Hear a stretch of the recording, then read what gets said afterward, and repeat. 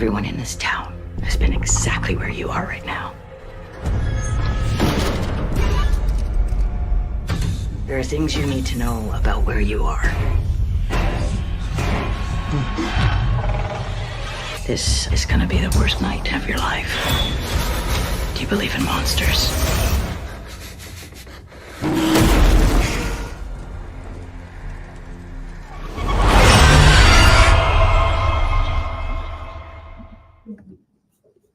What is up? What is going on? We are back. It's been a minute, but yes, we are back. Bigger Ford and Brian the Grizzly. Brian, tell the people where they can find you, sir. On 1/3 the Spoiler Kings, we go live on Mondays and Thursdays at 9:30, and then we do our silo breakdown on Saturdays from like 9 to as long as it goes. So usually it's 2 hours, but we're getting ready to finish up with Silo the last 2 episodes, and we'll jump right into Severance season 2. So having a good time with it. That's gonna be good too. You know, a lot of good stuff coming out there. You know, we just gotta wait another how long from season 4. Oh my God. It's like a year from now. Can you imagine? We gotta wait a whole year. I know. It's horrible, especially the way they did us so dirty. But that's what we're here for. We're here to make sure you guys at least get your fix and understand that we are still here doing some from content. And the first thing I want to say is Happy New Year's to everybody, because I've been like on other channels, but I haven't done anything on my channel for the holiday. So Happy New Year's to everybody. I hope you all enjoyed it. Nikisha said she's looking forward to it. Appreciate it. Always a pleasure. And I'm pretty sure more people will come in when they realize that we are back. But hey, we are back. And it's good to be back. It's good to be back. It does feel good. We need to get this started again. I've been writing things down. I was like, look, my book is starting to get a little bit full. Just going through seasons and stuff, going through episodes, because this one had a lot in a short amount of time. So a short episode, a lot of stuff was going on. Absolutely. And I noticed that your whiteboard's missing. You know what I'm saying? It's over here. Yeah. Okay, just making sure we got the whiteboard in there. I grabbed it. All right. So all right. So first off, let's discuss like what did you think of this episode, Rock and a Faraway? A lot of lore, a lot of from lore actually came from this episode. A lot of little pieces that really started to make me think about things. Even as far as the song. The first thing, I mean, I'm hearing the song, and the more I'm listening to it, the more I realize, like, man, this really could be coming from Ethan's point of view. And this is really like the story of what we got. You know, when I was a little boy, my father came and told me, like, that's his father. Jim was a really good father to Ethan. You see how close he was, and there for him through everything, and take him to the, trying to make him be good overall through all the ups and downs and the hard stuff that was going on.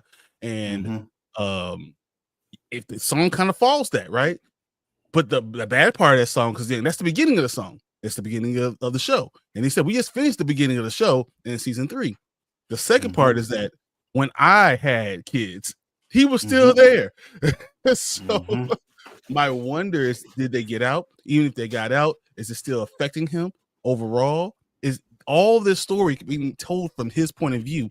That's why for us seeing we're seeing it only with the Matthews family there.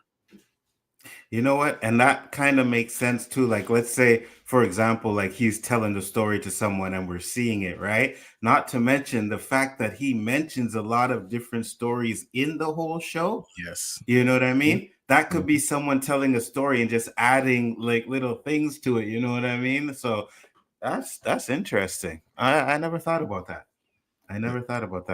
As soon as I heard that, I was like, oh man, that could, because everyone's like, is it the man in yellow? Which could be Ethan, but I think it's more Ethan going through his story. This is his point of view of the story. I got you. I agree with you 100%. That makes a lot of sense as well. So you're saying like we might find out at the end that Ethan did get out and he's telling this story to somebody, because to be honest with you, if he does get out, you're going to have to explain something, right? So at least they would show that he got out and he's explaining it to somebody. I don't know if it'll be 5-0 or anything like that, but he could definitely be explaining it to somebody. So what happened to that's your whole family? He might be talking to social services or anything like that. Someone who's finally going to try to listen to him.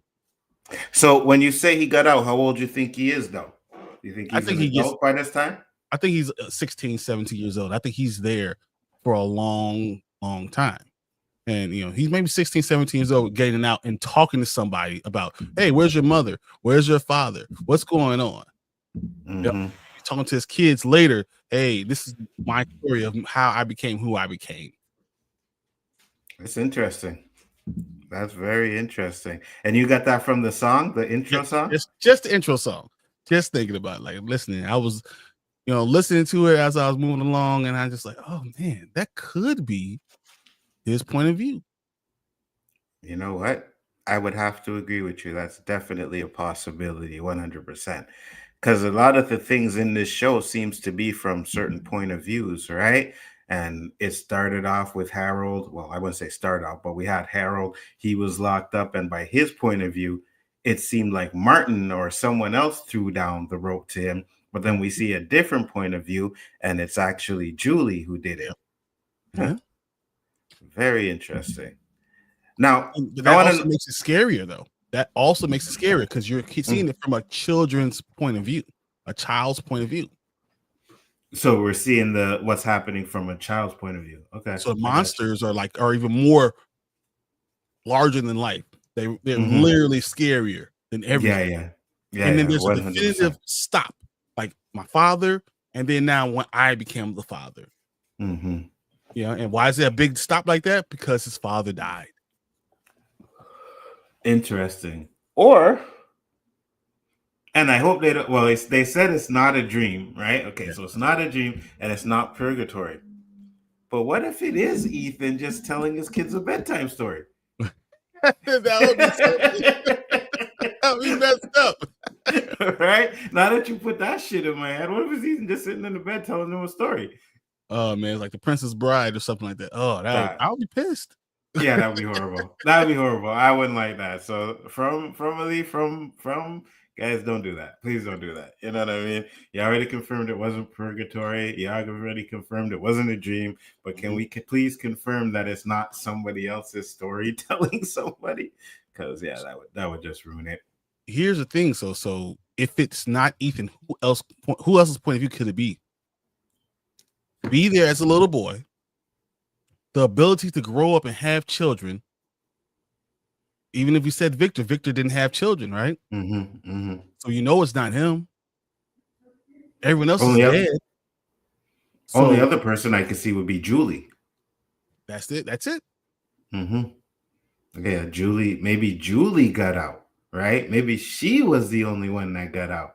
You know, could be. And she's been trying to get back there to save her brother. But then everything else still is the exact same, because once again, it's from Matthew's point of view. That's why they are the point of view that we're seeing from the audience. What's going on? The song makes sense. Our point of view makes sense. It's the same exact thing. What you're saying makes sense, bro. Trust me on that one. What you're saying. So let's get first scene here. Now, this episode starts off Victor coming out of the hatch.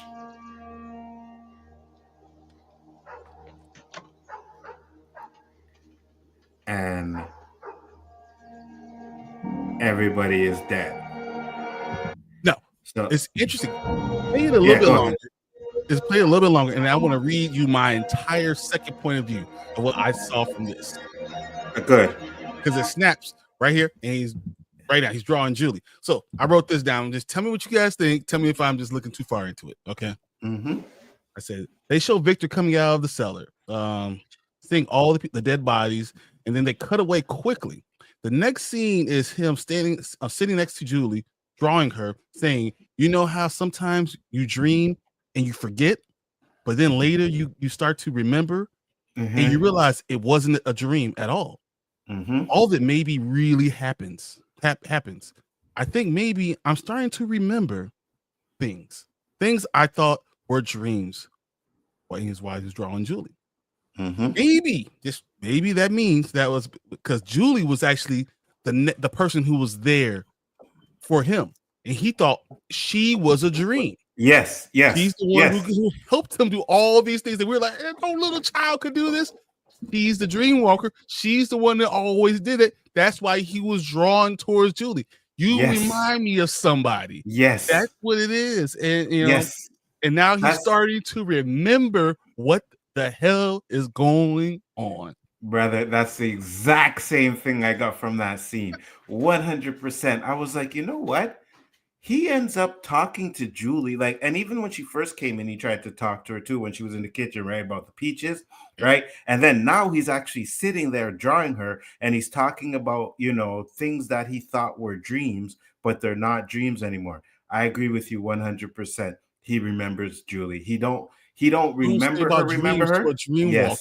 Yes. He thought she was a dream because she probably never stayed, right? She probably came back and forth to help him out, check on him, make sure it was that, made him forget. Or maybe she gave him the It means was to so many survive. things. There's so many things Yeah. that are bad, right? So that's why, he blocked out all that stuff, just like he did with Jasper. He forgot the boy and white. He forgot about his mom because it was traumatic. So when you're going through a trauma and a little boy, you don't think about any other stuff that who helped you, but he sees her, and all of a sudden it starts flooding back. Absolutely, 100%. Basel, what's up? He said, only saw 2 episodes of season 1, and thanks, realized I'm black. So hell no, that crow zombie spirit BS is some white people stuff. Listen. No, but black people, we all believe in stuff, right? So yeah, I'm gonna say, you talk to your grandmother, your grandparents, they always tell you, hey, these stories are passed down. Like, you talk about the elders, you talk about all the spirits, you believe in being possessed and all those other things. That is part of our culture. So that's 100% a black thing. The only thing that wouldn't be black is that you see something happening and you ran towards danger. You're stuck in there, right? So we just stay outside, stay inside. That's it. And what Ethan and what Elgin did. That's not one. That's not us. Black. Yeah. We don't do that. So I don't know if you noticed this, but one thing I noticed about this scene, and it's funny because they kind of show what happened to the man in the shed, right? It's the same thing. So this is telling me that I don't think it was the man in yellow that did this, right? Also, this is the next day from when his mom died, like the next day, right? Yep. So it's like, did they come out at nighttime, right? Because they're scattered all over the place, right? Did they come out at nighttime? Well, they didn't have the talisman. So they didn't have the talisman. So that means someone told them where they were hiding because they killed everybody.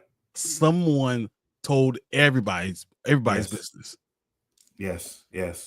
You know how I think it is. Nikisha says, stop the Elgin slander, shaking my head. He's a good man, just trying out. You're going to die on that hill by yourself. You really are going to die on that hill by yourself because we are not doing that here. We are not. He might be a good man in real life. He is not coming to my barbecue ever.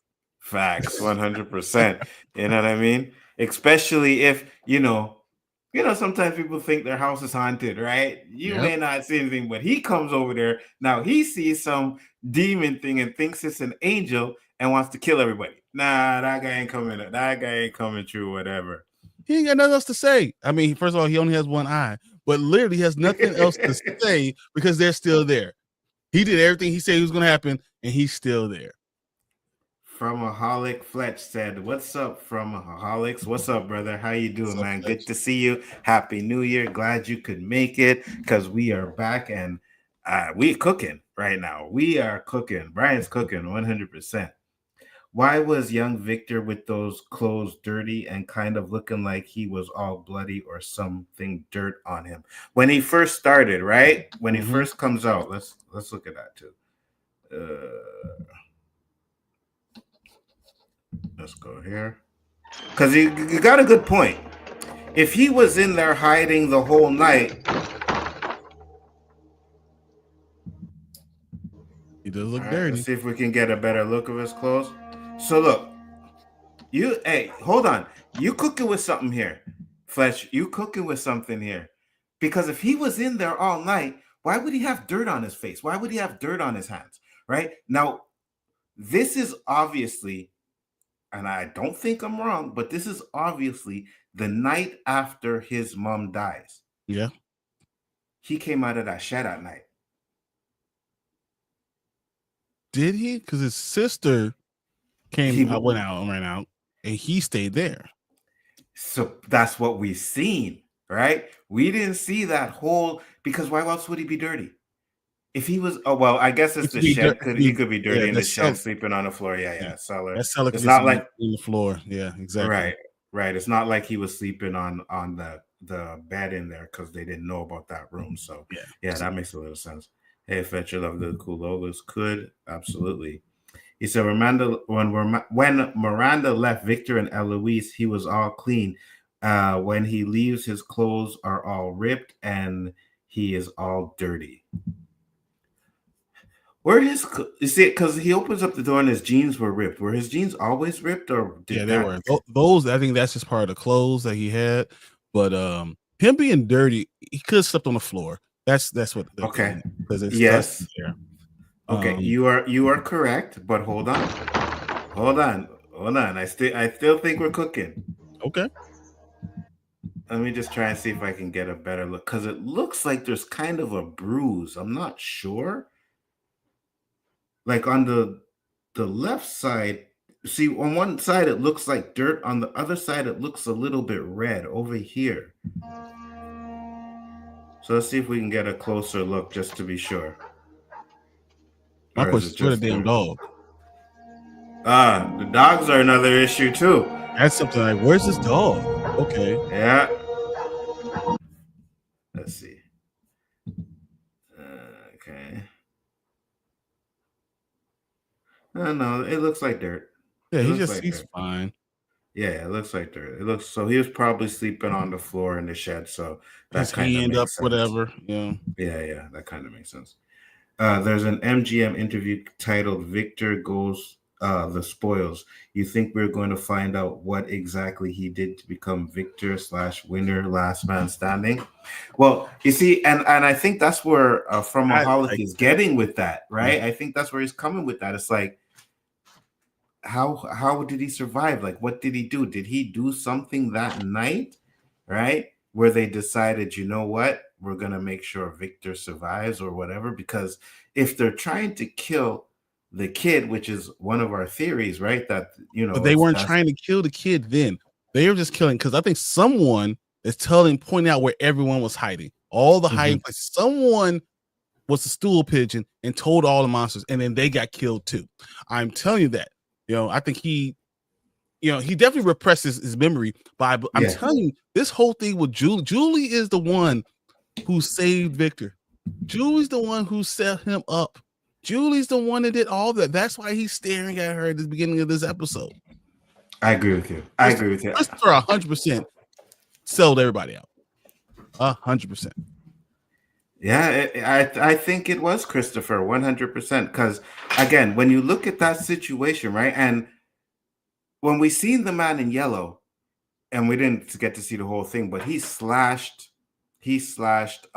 Jim's throat, right? Then you look at these dead bodies; they have the organs missing. And what have we seen since this show is that whenever they kill somebody, they take those organs, right? So it shows me that it wasn't the man in yellow, that unless the man in yellow eats the organs too, so we don't know about that part. But it just seems to me like they got killed by the creatures. Yeah, but he doesn't seem like a monster. I think that he is something else. He's a different type of entity. Me too. Yeah, me too. Yeah, definitely story walking Julie will definitely meet young Victor. It makes sense. It makes a lot of sense. And guys, and I know I was going to say I had to do a video and stuff like that, and I didn't do it. But my theory is that Eloise was a walker too. Which Eloise 100% makes sense, because that's why we can't find her. But we also, I don't believe there's a body. I believe she's stuck somewhere. Yeah, me too. And I say this because here's my thing, right? Because if you really look at the Matthew family and Victor's family, they pretty much mirror each other. You understand that the two kids, the mother was a reincarnation, Henry wasn't. Tabitha's a reincarnation, Jim wasn't, right? Henry survived because Miranda never took him to Fromville. She left with the kids and went by himself. Jim just happened to be there in circumstances. So that's where the little bit of difference is, right? But you have Ethan, who was the first person to see the boy in white when they got there, called the boy in white his friend. Victor said the boy in white was his friend. So it seems like Ethan is mirroring Victor.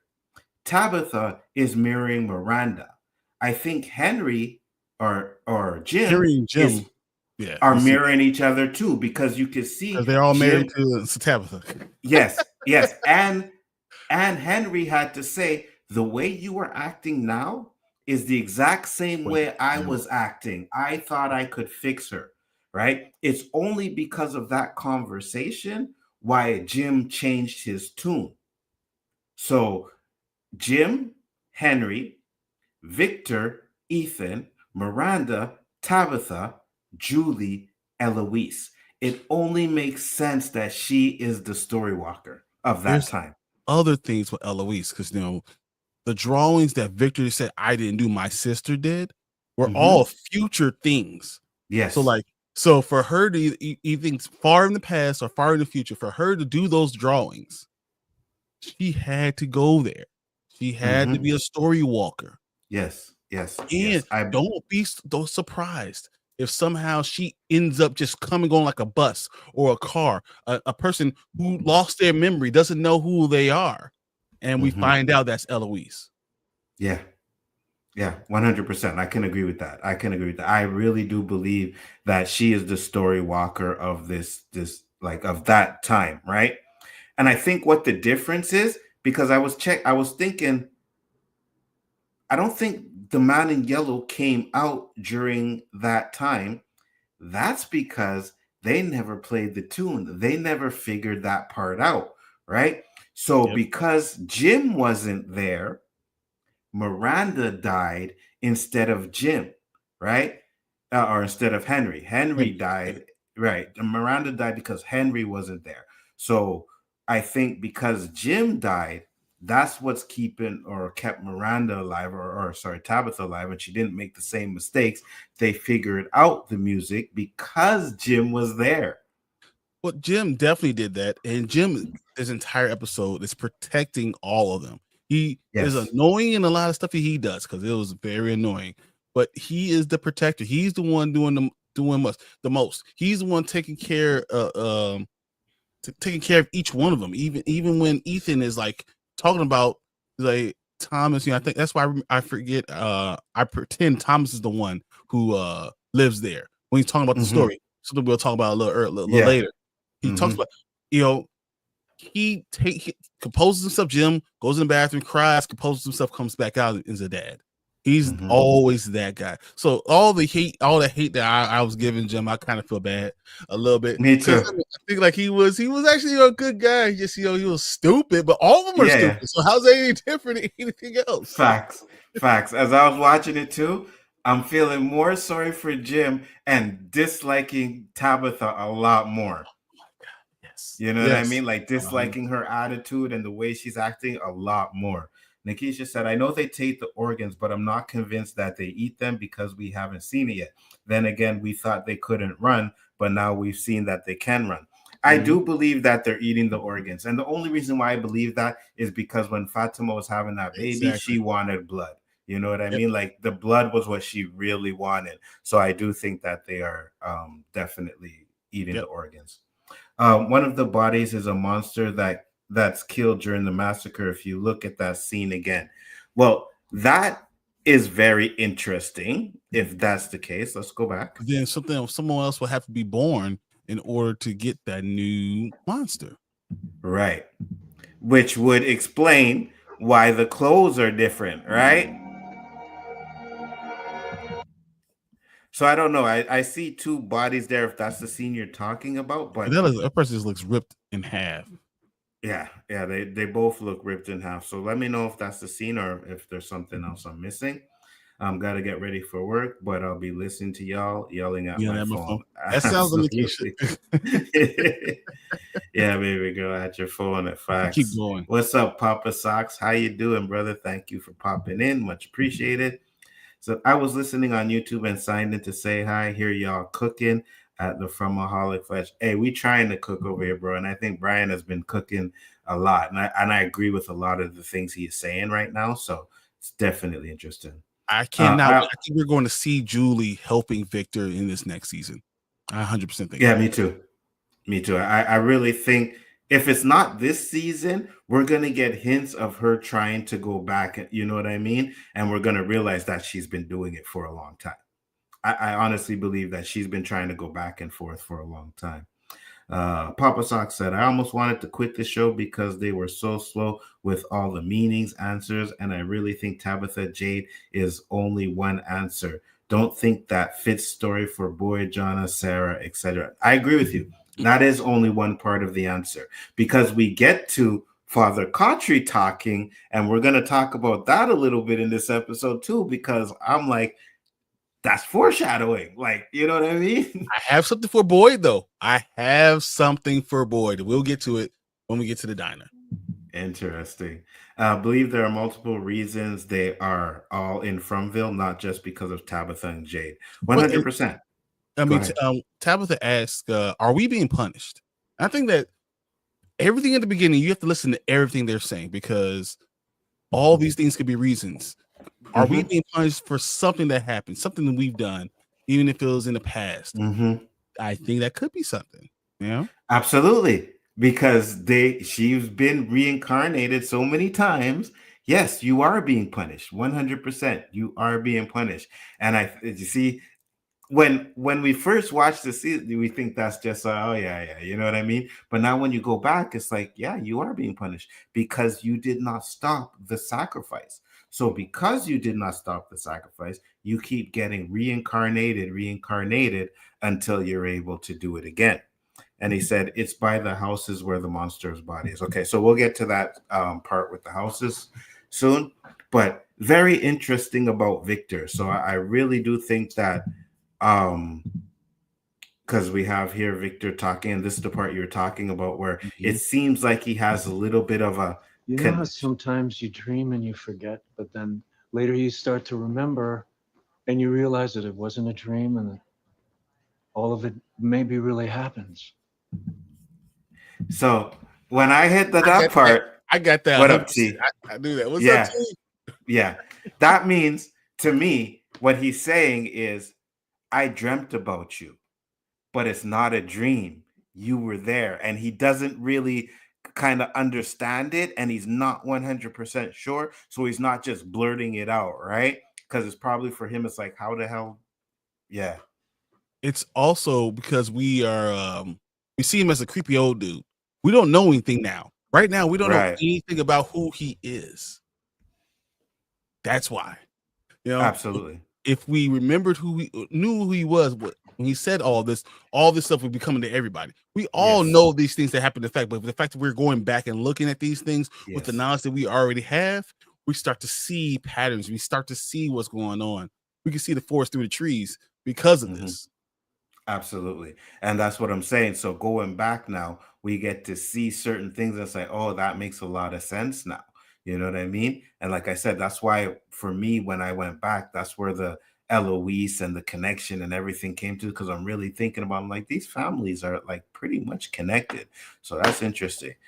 Quiet on the Set gave a timestamp at 36:47. All right, so let's get to that real quick. Let's see if we can go over there. 36. I see it here. Let's go.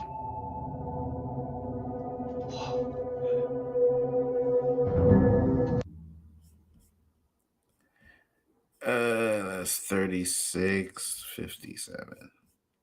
Okay, probably a little bit slower or faster, but this is the part with all the bodies by the house. You're saying one of them is a creature? Which one? Which one, Quiet on the Set? Let us know. Because they all seem like it's red blood, and before I didn't think that they had red blood inside of them. The creatures don't. The creatures don't have blood in them, right? Because we established that when they tried to do the autopsy on one. He said, "Thank you for repeating what Victor said to Julie. That was foreshadowing." Agreed. Absolutely. 36. Okay, so let's go back. 10 seconds. You see, I guess because it's Prime, it might be a little bit different than what you have, this timestamp, but this is what I have at 36. Oh, maybe here. Okay, so it finds them.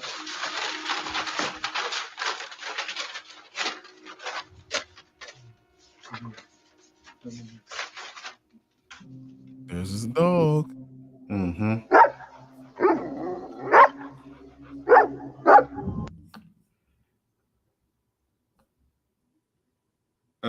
Is it this scene you're talking about, or was it the one before it? Let's go back.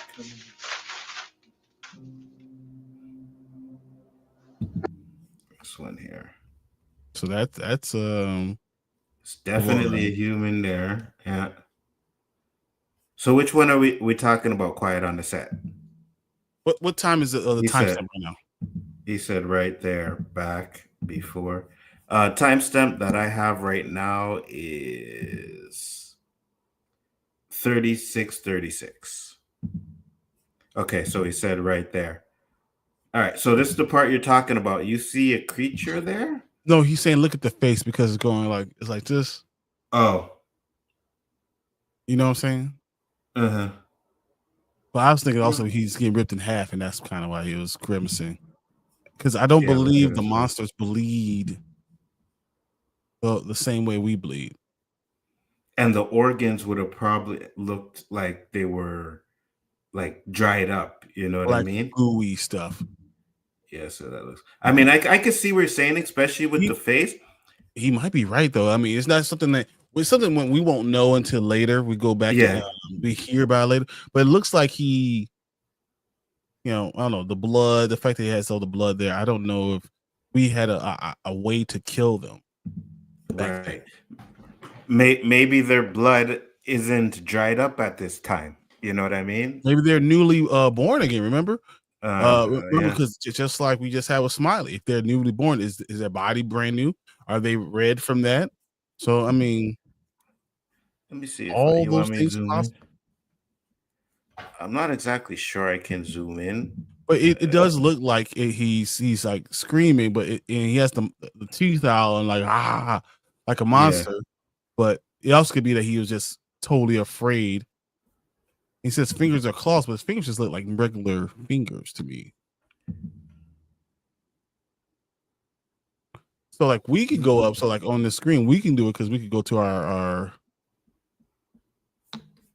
full screen and then go, 150%, 200%, stuff like that. But I know that the right hand, the one closest to the camera, looks kind of funny to me, to be honest with you. I don't know if it's the angle of it, but it does look funny. It definitely looks funny. But man, if that's the case, how did they cut one of them creatures in half like that? See, that's another thing. If you guys are correct, then I would definitely like to see how they did that. And again, at the end of the day, I really do think they're going to have to find another way other than the worms to kill these creatures. I think I got something for you. I think I got something. All right, even better. You know what I mean? Because again, at the end of the day, we're going to have to figure out something. Now, so we had that conversation, but I think that's where Julie kind of pissed me off. But I think this conversation with Father Khatri coming up here is not this one. We'll go back to that one because I know you had something about the diner too. But Did I pass it already? Was that the only one? No, that's the one. The conversation. No, right here. No. Yeah, Yeah, right. we talk about his wife, and he's like, "Look, be very careful, bro." Yeah, yeah. If you need to say shitty things to me in order to feel better about what happened, fine. I'm not having this conversation. Okay. In that case, you're getting a sermon.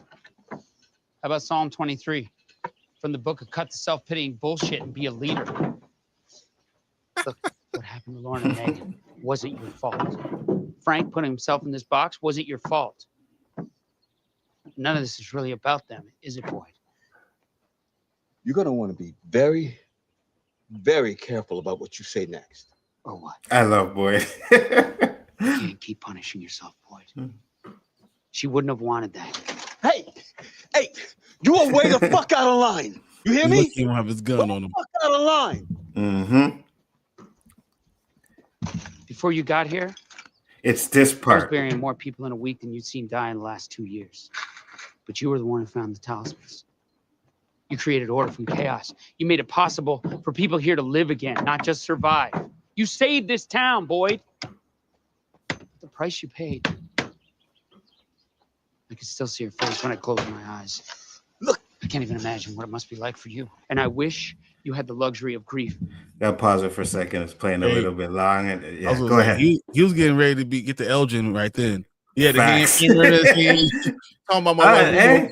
He was about to get the Elgin. Foreshadowing with the hammer. That makes a lot of sense there, right? Looks like he's good with a hammer. But you don't, Not Boyd. These people need you. We went 3 months without a single death. And there's been 6 in the last 3 days. People are scared. Okay? The edges are starting to fray. You need to be the one to tell them it's going to be okay. Look, you want to use me as a punching bag? You need a place to put all your anger, all those regrets? Fine. But they need you to be strong, to hold this place together. You need to be the one to lead these people home. Because if you don't, she died for nothing. Cool. That's actually setting up exactly what I want to talk about over in the diner. Go ahead. It's exactly what it is. If we could go back to Jim talking to Ethan in the diner right before he talks about Thomas. Yes. Right before. It is, right before, Right before Victor comes, right here, right? Right before Victor comes. Not everything's so bad here, huh? Pancakes makes everything Do better. we live here now? You know? No, we're just here for a little bit. You would think of it like a vacation. I think it's probably a quest. Mm-hmm. What? Probably a quest. Like a hero's quest? Like Like a when we have to hero's. go into the Lake of Tears? We probably have to save somebody if we want to go home. That's What did he just say? Had to do. Wait. What did he just Go ahead. say? He said, We have- it's a hero's quest. You have to save somebody if you want to go home. Mm-hmm. If you want to go home, you must save someone. Yes. So the question was, Tabitha asked, are we being punished? Mm-hmm. All right. And it seems like a Groundhog's Day thing, right? Yeah. And the next thing say, it's a hero's quest. Everyone is in a chance. Everyone gets an opportunity. You have to save somebody, if you want to go home. Yes, sir. Sacrifice Absolutely. yourself to save someone. Maybe you get to go home. Boyd. He's the only one. And then what did Father Khatri just say? Mm-hmm. You're the only one. That You're the can get only us one to home. send us home, right? Yes. Because he's the only one who's saving. He's the only one real enough to sacrifice himself. Mm-hmm. I agree. 100%. Which shows me, like you said, foreshadowing, right? Right here is some of the foreshadowing. So Boyd has to be the one to lead everybody out of there, which I can 100% see that happening. But I think we've already said many times that he may actually have to sacrifice himself to do it. Boyd And is the he's to a hero. point right now that he feels like he's going to sacrifice someone because he feels like the Parkinson's is coming in. Mm-hmm. Yes.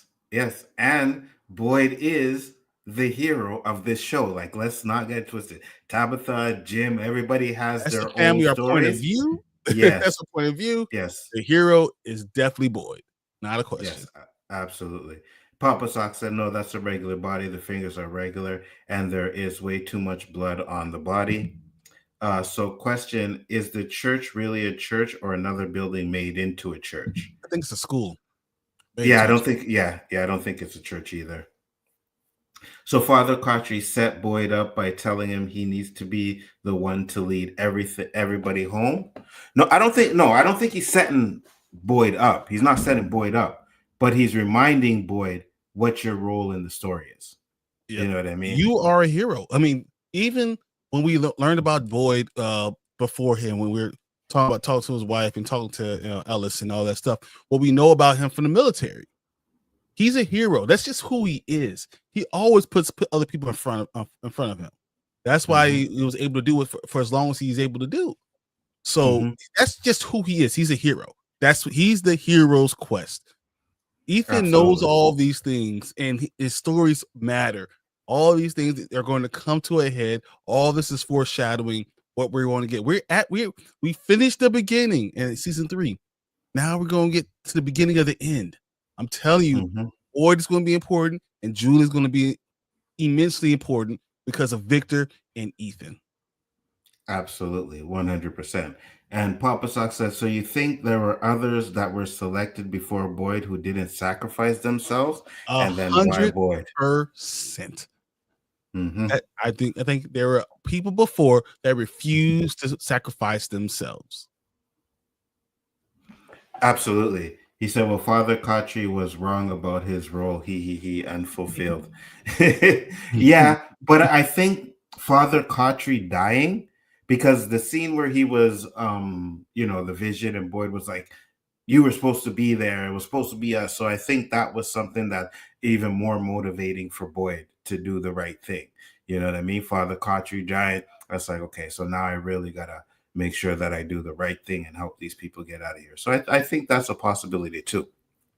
But to answer your question, like you said, yeah, you see, I believe not everybody in this town is a reincarnation, but everybody has a purpose. Even the red shirts that we don't know about or whatever, everybody has a purpose, right? So either one or two things. There were other people who were supposed to be like Boyd, like Brian said, that didn't sacrifice themselves, or Boyd being there is the X factor. Boyd being there as him not supposed to be there, right? He ended up there because of his wife. So he's the one that they're playing games with. He's the one that they can't understand. He's the one that they know they have to break so that they can break the town, because he's the strongest link of that town. I believe if Boyd is killed, they kill the entire town. If Boyd dies, the entire town, just like we just saw what happened when Victor came out of the cellar, the whole town's dead because that character is gone. Absolutely. He's protecting thing that's just around him. That's why they have to get rid of him. They have to break him before they just get rid of him. They can't just kill him. They have to break him. Absolutely. Because if they kill him, he just comes back. Just like we saw Smiley just come back. I think Boyd just comes back. Another entity again. Facts, 100%. Or, and I know we talked about this before. I think you, because I gave you credit for your theories.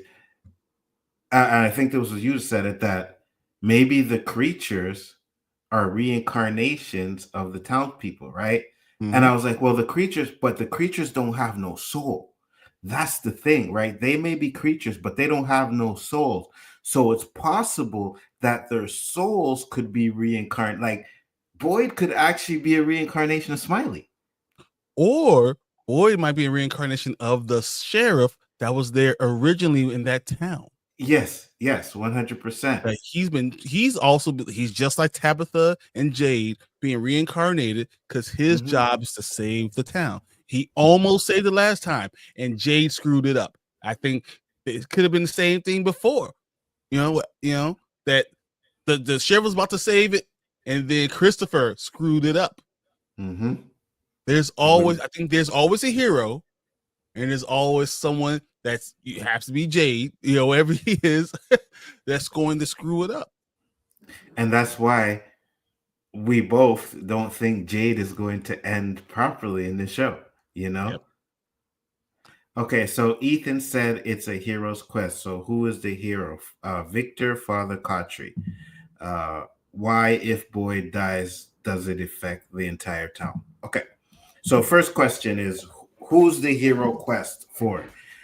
I think the hero quest is honestly Boyd, because Boyd is the one that we started off the show with, and even though he's taken a back seat in this season pretty much, he's still the forerunner. He is still the guy. He is still the man. So it's his quest. Boyd has to come to terms, I would say, with being able to dictate, okay, Tabitha, this is your job. This is what you need to do. Jade, this is what you need to do, right? Like, organize the people, because everybody has a role. Tabitha has her role. I don't think she is the hero, but she has something she has to do. Jade has something he has to do. And Boyd has to keep the town in order and keep them safe for them to do that. So why, if Boyd dies, does it affect the entire town? Because Boyd is the one that has been making the decisions. Now, regardless of whether a lot of people, he a lot of talisman. He's the one who got them into the houses. He figured out how to use the talisman. I mean, he's done a lot of things. Not only that, okay. So here's something else about Boyd. I feel like if the he could have been killed multiple times, the monsters could have killed him, but they didn't, because killing Boyd is not good enough. You have to break him. You have to make him not believe. There's something about that you can't you just kill him. That's why I think he just be reincarnated.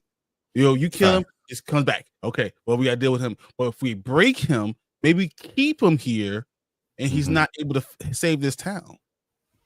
The longer he's there, not saving anybody, not trying to do that, the better off it is for the monsters. So that's why they don't want to kill him. They could have killed him with the ambulance. They could have killed him in the barn. They could have killed him in those times. Only thing that would happen is another Boyd will come.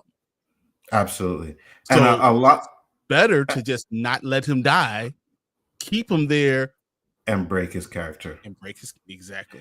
And not to mention the fact that like you said, they could have killed Boyd many times. And a lot of these creatures seems like they like to play games, right? Like we said, they weren't running. We all thought they couldn't run, then boom, they ran, right? So they're playing games. It's like, we could get you anytime. So it's better to break you, because you said we can't. Okay, so we're going to break you instead of killing you. We're going to watch, and not saying they won't kill Boyd. They would just want to kill him last, so that he could sit there and watch everybody he's been trying to protect and love die. So that's why they would keep him alive. Said the interesting about the story is we have to piece the story together by the past town folks and connect it to the current folks. Cute, but we need historical facts to fill in the blanks. Oh, 100%. Like that's why, again, Julie's going to be important, right? Because she's going to story walk. We're going to see the past. That's what I'm saying. We see with Victor, you see him foreshadowing in episode 4 that Victor knows Julie. He doesn't even know he knows her. He just knows something about her is familiar. Yeah, she's the one that we're gonna find out that buried all those things. Put all these people together. She's the one that did all that for him, because now a little boy at the age of 10 or 11 was not going 12 that wasn't going to do that. There's no way he was going to be able to do that. Did you see those bodies? He's not going to be able to pick those bodies up. But if Julie was there and helped him, maybe it's possible. That makes so much sense, because there's no one that could help him bury those bodies, right? And he said he did it, but we already know Victor's been remembering a lot of things wrong. So did you really do that, Victor? He did help him. He did do it with Julie's help. That's where we're going to find out how important Julie was. She's the one that did all this stuff. Absolutely, 100%. So a working theory could be then the residents have to play a role to figure out what the town needs in order to move forward, but people aren't playing their parts, maybe? Absolutely, 100%. And I think we're gonna find that out with Jade, right? Because I said this, and I said this earlier, and then I know, of course, Nikisha had the thing that it's not gonna end properly. That was her first one to say that, and I agree with it because I actually think we might be just watching the events unfold, right? I don't think that, and again, it's a theory that it may not end properly, and it may end with Ethan being the one coming out of that shed, and the whole situation is going to start all over again, right? But what we're watching is the event, right? Because we know there's something that happens every 40 years or whatever, whenever there's a reincarnation. So we're just watching what happens. Will there be a definitive end to this? I don't know. I don't know. It may I just think they show us said that they there's a will. loop. It just won't exactly. It won't necessarily be what you want it to be, but there will be Right. something that they're going to have an end, and you know what's going to happen. Yeah. You just might not enjoy what happens. Right. Which means it's probably an endless loop, and we're watching one of the loops. You know what I mean? That's what we're doing. We're not watching it to see the conclusion of it. We're watching to see what's been happening every time there was a loop, right? So that's definitely interesting. So the working, okay, I read that one. Only Boyd and Jim said, "You can't break me." Did Jim say that? I remember Boyd saying you can't break me, but if Jim did, they could break him with a slash. There was no question. They may not. They broke Jim because Jim is gone, right? So the man in yellow broke him. What about the cars that got moved? Some that got moved that were obviously not operational. Victor moved the cars. That's interesting. I think Victor moved the cars. Right, because, and it could have been like he could have moved the cars when he got older. You know what I mean? We know that he probably buried those bodies within weeks. They didn't stay there until he got older and then he buried them, right? Because the town would smell like rotten bodies and all of that stuff. Like there's bodies everywhere, right? So it seems to me like he had help burying those bodies at that young age because I don't think he did it. I think he had help learn how to drive. I wouldn't be surprised if every major event that happened until someone else got there, Julie helped him with. Yeah, me too. 100%. Remember, why would it be important for us to see Julie learn how to drive? Why was it important that Randall taught Julie how to drive before we see her walking through? Facts. Just saying, guys. They didn't do it just to do it. It's not just, oh, yeah, she's 16. No, bro. It's going to be part of the freaking story later. Yes, Brian. Yes, 100%. Yes, because we already say that certain things that they do in the show, they don't just do it to do it. There's a reason why they were doing it. And there's a reason why Randall took her to go and drive. Because you're right. Maybe now we she's know the one she can drive, right? Yeah. She can drive any of those cars. Maybe Julie did move the cars. That's why they show exactly, Nikisha. Exactly, 100%. Nikisha.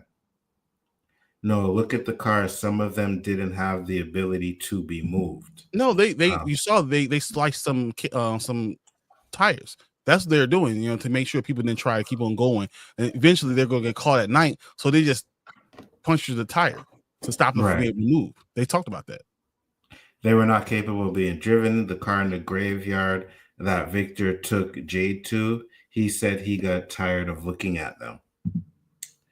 That's why I like Jim season 1, because he said the answers are here. We just can't see them yet. And when they were writing on the wall, Jim smoked truth in season 1. Absolutely. I wrote that episode 5. I'm telling you, we're gonna get into that when he's writing stuff on the wall. Jim spits facts. I'm telling you, man, Jim. We didn't appreciate Jim when we had him. That's the problem. Absolutely, 100%. And to be honest with you, I'd never had an issue with Jim until I think this last season, right? I think this is where he got to be a little bit, and maybe season 2. When we go back and watch it, I'll have to see how I felt about Jim in season 2. But I know season 2, like I was focused on Boyd and what's going on with Boyd. So I'll have to go back and watch and see how Jim's character played out in season 2. But I think that's where he really started the skeptical stuff and the, like, you know what I mean, condescending stuff to Tabitha, where it kind of seemed like, oh yeah, okay, Jim's being a little dick over here now and then. We understand why he's doing it, but again, at the same time, I was at the point where I was like, I'm not really feeling Jim. But I think in season one, yeah, Jim is on point. Season one, I think Jim was good into the tower. Yeah, until the tower. Until the tower, absolutely. He said tires, not axles. Yeah, so he's saying that the tires, the axles were off the cars, but the cars could have been moved. Then the axle falls off the car. Like all those things can happen. Yeah. I did appreciate Jim. Don't put me in that we. Jim rocked for me. Okay, yes, Papa Socks. All right, yes, you were always a Jim supporter. We get it. I got you. I was pulling for him to get his wife back. So was I. Me too. But then the more she talked, the more I was like, man, you don't want that. I don't know if I want him to have that smoke. I want him to have a happy life with his kids. I want Julie and Ethan to, be good. But man, sometimes Tabitha be talking, you be like, man, I only wish you would shut the hell up, or maybe you listen to what I said. Maybe you shouldn't bring Ethan to these haunted cabins. Maybe you shouldn't be walking out and I think about all these kids that are going to follow you. That he's going to follow you outside. Maybe you should be listening. Maybe you should have been thinking. Facts, 100%. Because the more I think about it, I'm like, yeah, Tabitha's definitely the one that wanted that divorce. You know what I mean? Like, you can see it. She's the one that wanted the divorce. Even when she didn't want to deal with she didn't want to do with the feelings. She didn't want to see. Every time she saw him, she blamed him. Bro, you turned around too. Yeah, absolutely. Even in episode 2, where Jim was like, oh, she's just like her mom. She's strong, and she's just like her mom. Tabitha like rolls her eyes like, and I'm like, man, he just gave you a compliment, and that's really like, yeah, you definitely are the one that wanted to end that relationship. It wasn't Jim, and I think we get signs of that throughout this episode too, right? Where he's talking like, oh, I remember this and I like this. So yeah, it's definitely interesting. Then his character did honky things and people hated Jim. Yeah, pretty much. He did do some bad things. Yeah. All the parents zeroed in on how bad their parenting skills were. I didn't peep that at first, so I understand. I do. Oh, their parenting skills were horrible. The worst. Were horrible. Horrible. Oh my God. How did your kids live in the city with people outside that steal? Listen, I don't understand how anything works with them. Listen, in this episode, right? Ethan goes outside. Victor says, "Let's go." He walks out the back door, and ain't nobody fucking know where Ethan went. She's like, "Oh, I'm gonna go get Ethan," and then she's Ethan, baby, Ethan, and Ethan's gone. You ain't hear the door, close in the back while y'all arguing. You know what I mean? Nothing. I'm not arguing with you, lady. Yeah, so 100%, they are definitely bad parents. Like both of them, to be honest with you, right? Both of them. Nikisha said Tabitha couldn't help it. Jim was her soulmate. Wasn't her? Jim's definitely not her soulmate. Facts. Matter of fact, I'm gonna say that Tabitha's the reason he got killed. Yeah, Jim was gonna be fine. It's all Tabitha's fault that he got killed. Yeah, because she wanted to. I need time. You know what I mean? And he had to follow her. I need time. She gets to walk off, and Jim gets killed. Facts. Instead of having that conversation and you know what I mean, supporting each other, no, she want to run off and tell Jim she need time to be alone. Why? Because you just realized you were in love with freaking Christopher. You know what I mean? Now we're talking about. Well, Jay was a problem, man. Yeah, I don't think we got any new information on this scene, but right here, there was this weird fucking symbol right on the ceiling. What's that? He said, "Yeah." Jim said, Jade says, "Oh, it's a symbol there," so we know about the symbol. And he kind of tells us it's a symbol multiple times throughout it, and then we hear about the man getting crushed by the boulder. So that was something I did write down. Who and where would you get crushed by a boulder? Exactly. And then why is that where he got crushed by the boulder in that scene, or are they showing him a vision of some? And I think it's because I think there's all the people that Jim has killed. Jim Jim, the bodies, the people that not Jim, because that Jade is going through. He was Christopher. He's been multiple people throughout these times, and all the ways that he's died. That's what he's seeing throughout. Who is this? Well, this is another person that one of you that died. The Eye. It was a soldier, the Civil War soldier. There's the guy getting crushed by the boulder. That's why he sees that, because that's what it's gonna be, him being stupid, going and looking at something that he shouldn't be looking at. The boulder came and crushed him. It's all Jade's life. That's what he sees. He sees all his lives going horribly wrong. That's what's happening. You know what? I 100% agree with you on that. 100%. He's seeing his past lives, right? I'm going to take it a little further. I think he went through a faraway tree, and he's not supposed to be the one to go through the faraway tree. I know the boy in white was trying to get him to the faraway tree, but I think he's not the one that's supposed to go. It has to be Tabitha, right? I think she's the one to go through the faraway tree. Now, I could be wrong on that, because the boy in white was trying to get her to go through it. Who did we see go through the faraway trees? We saw a boy go through a faraway tree. Yeah. We never saw Sara go through the faraway tree. We just know that she said that she went through a faraway tree, and they said you were gone. But we never saw her actually go through. We only saw Boyd. We saw Tabitha. Anyone else did we saw? I mean, Victor. No, we didn't see Victor go through. We saw Julie go through it. Yeah. And then we seen Dale, and we saw what happened to Dale. Dale ends up in the wall. Exactly. But did you not get creepy pedo vibes early in the series? So I understand Victor and Ethan walk off into the woods was like, what the? You know what? It's funny that you said that, because I could understand where Jim was coming from at that point. Wait a minute. You a grown-ass man taking my son into the woods? What the fuck you taking my son to the woods for? So I can see Jim's. That seems like a problem, right? Yeah, I can see Jim's anger on that, right? Not to mention, there is a scene in later episodes where Julie asked to kiss Fatima, right? Yeah. So there's that too. You know what I mean? But that makes sense for Julie. She just, she's a teenager trying to figure out who she is and what she is, and does she like the free love or any of those stuff. Experimentation. That all makes sense for who she is at that time.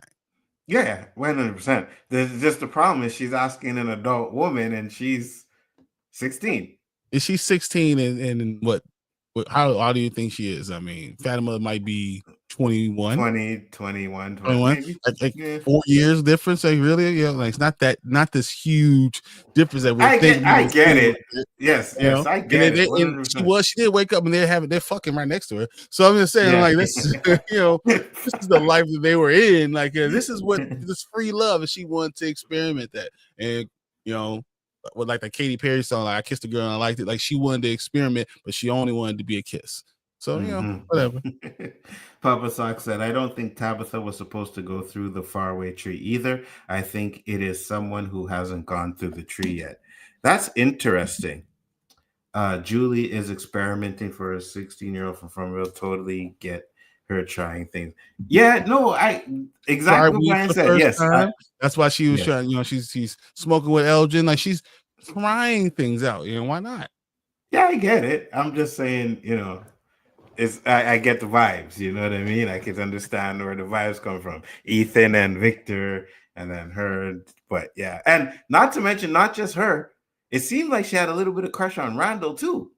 Oh, yeah, most definitely. Definitely. You know what I mean? That's why she wasn't one old girl. She just wanted to experiment because she probably haven't had any yet. What's the worst thing? Dying before you had any? Oh yeah, 100%. There's nothing worse than that. Come on. And now that Jim's gone, it's probably going to happen. Facts.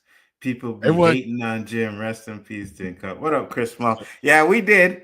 I did too. I can't lie. I've been hating on Jim.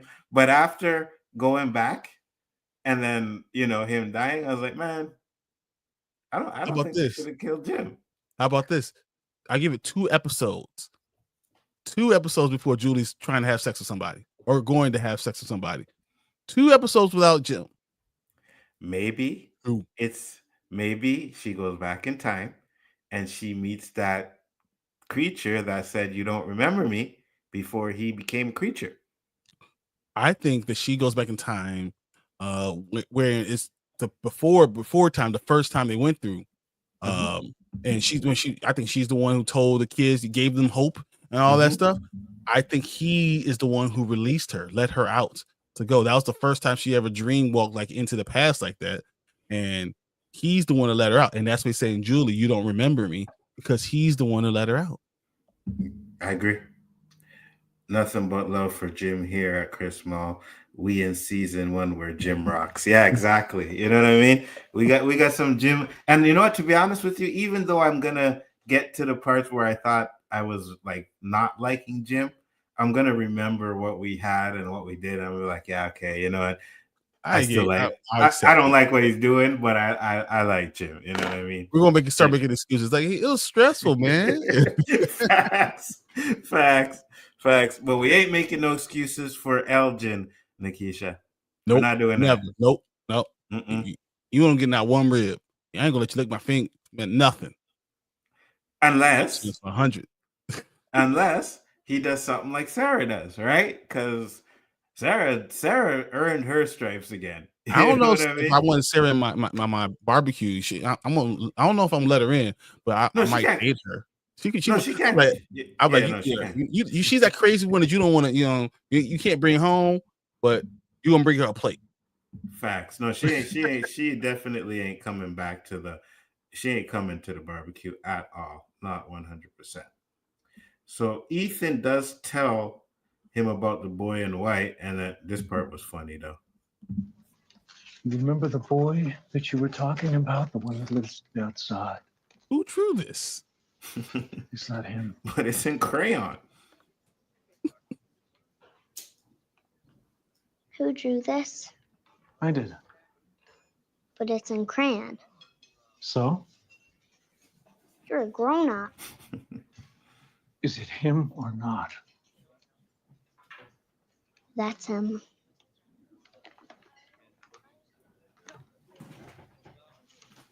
What's wrong? That means he was real. Hey. That means he wasn't around that often. He didn't okay, get all Dad. those bodies up. Exactly. Ooh, did I do that? My bad.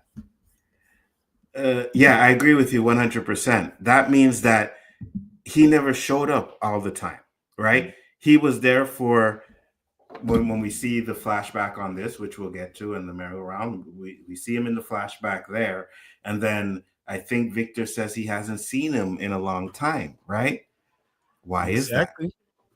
Exactly. So he was just popping in and out. Julie's the one who's doing all the stuff. All the trauma caused Victor to misremember again.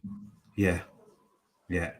Hey, you don't have to support Jim because of what I say. I just said I'm not part of the we, and we can keep our tolerance. I understand. No, 100%. Trust me, we ain't doing it because of you. I think we just forgot how good Jim was in the first season. You start to realize why he's who he is. And I'm telling you, Tabitha, I always thought Tabitha was a problem. I just thought that Jim wasn't doing the right thing. But I also will say most men with 15, 16-year-old daughters mess up a lot. Yeah, 100%. You know what I Shaking mean? my And head, then your own people. He ain't my people. Facts. He's now. That's the point of saying he's not allowed to the cookout. He ain't us. If I was like, a grown man ask a boy about another boy, doesn't that say, yeah? Yeah, it does. And then that's why when Jim comes in, I can completely understand Jim going off on her. You know what I mean? On him. I can completely understand that. So I don't think we had anything else. Was there anything else that you... No, so this is you have Tabitha talking to Julie, you have Jay going through all this stuff. Kevin, it's nothing big in any of those things. Right. Just trying to beg her baby to come home. Them talking about everyone came from the different parts of the United States, coming to the same Fromville. That's why they can't figure out the location. I think that's an important part in this, right? Because at least we get to find out that people are coming from all around the world. They're seeing the tree in random places. So I think that was a hint that actually the people that are there that are meant to be there, not just the ones that are reincarnated, right? The red shirts, you know, people in the background, everybody is there for a reason. They have to pay the roles. Now, obviously, some roles may not be, maybe just to populate the town, right? But I think there's other roles like, again, Ethan's role, Julie's role, you know what I mean? Fatima's role, right? Because she wasn't I think a reincarnation. they all have character flaws, right? Yeah. And they all have something they have to get better. They all have to become, they need to save someone. They don't have to be the hero, but they need to save someone. They have to be willing to sacrifice because they're all very indulged, no matter what. If Fatima, like, she was all about, hey, free love, but it's all about her, like it's all focusing about me. Kenny is just like about his family. That's all it is. I'm looking at this, like, it's all of them have issues, or he's feeling bad about his father and not wanting to spend time. All of them have these issues, so they're there for a reason. They were chosen for a reason. Elgin can be your +1 then. Yeah, he can. I'm gonna give you a clamshell. You could take him. He can't come in, but he can stay outside. I'll give you a clamshell. You could take some food, but we'll give him the potato salad with raisins. We'll give him the uncooked chicken. The things like that he can have. I won't give it to Elgin. Just remember, when he locks you in a room and tells you he's trying to help people, you keep that same energy, okay? When he locks you in a room, right, you try to get out, he grabs you by the leg, puts you down on the bed, makes you drink blood, and tells you it's only to help people. Keep that same energy. Please do. Do those pins all by themselves represent any kind of shape? Are there any other theories on the 2-hour travel time that Father Khatri traveled to get there? That's interesting. I don't think so. I just think it shows up when it does. I don't know. Maybe I don't know. Any theories on Junglu's opening portal to the monsters or Fromville? Kind of, sort of, but not all of them use drugs. That's true, but we had one. Yeah, Jim hasn't done any drugs either. No drugs, no alcohol, no nothing, because he refused because of his father. But Jim has never had a vision, a seizure, or anything like that, right? Miranda's had the visions because she is a reincarnation. Jade is a reincarnation as well, but Jade was talking about all the drugs he's been on when he got there. But then again, Sara never talked about it. She never did drugs. She's just badass for no reason. Sara, and then Ethan too. Not Ethan, Elgin. Sorry, Elgin. Well, Elgin was smoking weed with. Eventually, when he got there, it drove him to smoke weed. Yeah, so we don't know if he actually smoked weed before that time at all. Kenny, did you ever see Kenny do anything? Kenny, like, he didn't even have a girlfriend, beforehand. So I don't think that's an issue. But has Kenny seen any visions though? Right? Well, I think Kenny's gonna be the next one that's gonna be really important. Oh yeah, me too. 100%. 100%. Now we got this conversation, and again, the reason why I just bring this up is because these are the things that reminded me how good Jim was. You know what I mean? I thought you were going to unpack. Yeah, I was. But I went to see Julie. How'd that go? She knows about that fucking divorce, Jim. She fucking knows. Your fault. Everything's going to be okay. Please stop saying that. What do you want me to say? I don't know. Say that you're hurt, that you're scared, that this is all so fucked that you have no idea what to do.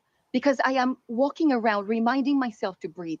And every time you talk about how things are going to be okay, it makes the rest of us feel that we're doing something wrong. That's not fair. It's not. And that's not even and it's not even true though. You know what I mean? Because he was literally crying in the bathroom the scene before. Facts. So because the man has a little bit of, hope, don't say that. Like that's where I started like, yeah, you know what? Tabitha's the problem. Yeah. Tabitha's the problem. You know what I mean? At least that's the beginning. And people always say he's trying to fix her, but I don't think it's about fixing her. I think it was just that he, was trying to be the support. You're having a hard time, so trying to be there for her. Great question, Papa Socks, because I was actually going to get into that situation here because Sara has her seizure, right? Yep. And hold on, where is it? Let's get in the house. Yeah, I think it's here, no? Yeah, right here. So she gets to kill the boy.